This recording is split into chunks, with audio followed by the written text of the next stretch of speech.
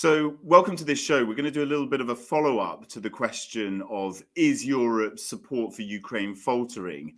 And I'm delighted that the Lithuanian Foreign Minister, Gabrielius Landsbergis, is joining me on the show today. Thank you so much for being with us, Minister. It's a pleasure.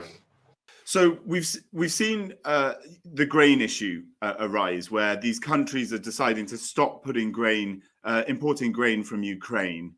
I've also been hearing different EU officials suggest that perhaps Ukrainian ministers shouldn't be able to join and speak to every single council ministers meeting here in Brussels.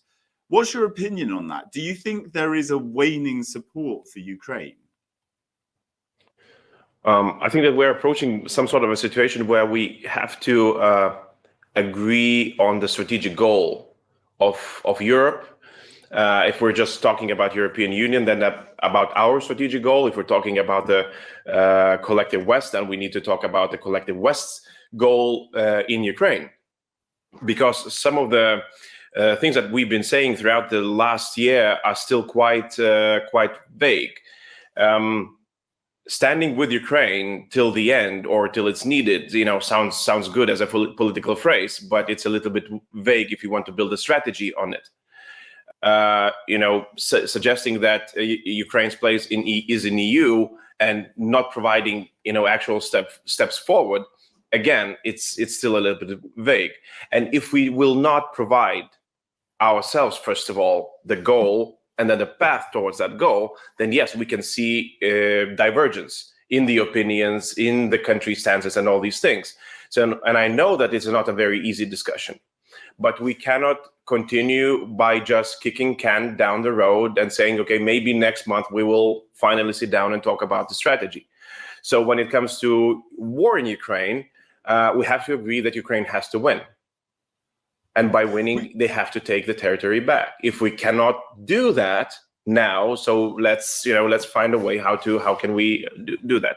If it's not happening, then we're in trouble. Then Ukraine's in trouble, and everybody's in trouble. Baltics are in trouble. European Union and the West is in trouble. If we cannot, if we agree that Ukraine has to be a member of EU, and like other candidate countries, then we set out a very specific plan. How that is going to happen, what is expected, how much money and support is going to go to Ukraine, and all these things. And I know that these are some very fundamental and very difficult questions, but I think we have to start asking them. We've seen an interesting case of that just today with the NATO Secretary General, Jens Stoltenberg, saying all NATO members agree that Ukraine should become a NATO member. But we know, you and I both know, that no country can join when they're in the middle of a hot conflict. Is this another one of those empty promises, in your opinion, without a strategy? No, this is a little bit different because we're talking about a military organization, defensive organization, and I think that it is clear, and it has been said before, maybe not so clearly as Secretary General put it out right now, that when the conditions are right, and one of those conditions is Ukraine has to win the war, and we are also invested in their winning. So for me, this is a strategy. This is a path forward, and a very strong statement and a commitment to Ukraine, especially since we are just a few months away from a summit in Vilnius where. What certain decisions are expected at least to be announced or to be presented, or at least a political consensus to be formed on that specific proposal.